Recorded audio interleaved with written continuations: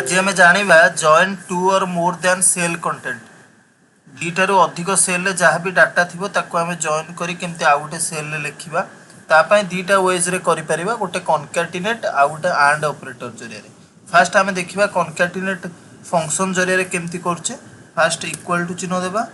कनकैटिनेट function type करवा then tab use करवा मोर fast name रे अच्छी जोटा कि B3 कमा दबा सेल एड्रेस देन कमा दबा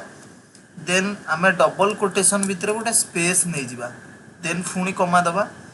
देन लिखा आम C3 जदि आम लिखुचे जो थी कि लास्ट नेम थिला ब्रैकेट को क्लोज करनवा देन प्रेस एंटर की एबे देखो राजेश दास पळे आसला एबे आम सिलेक्ट करनवा पूरा सेल को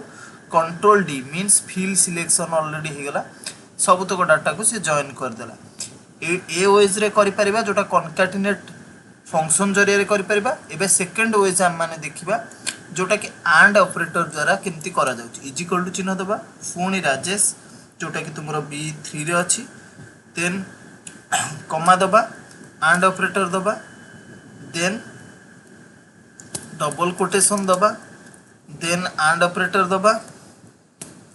देन आमे C3 लिखि दबा ब्रैकेट को क्लोज करवा एबे भी सेमती आसीगला राजेश दास आम या सिलेक्ट करी कंट्रोल D यूज करदबा तो ऑटोमेटिकली आम दुईटा वेज रे करि परिबा गोटे हला कनकैटिनेट ऑपरेटर आ गोटे हला तुमरो and operator. Thank you all.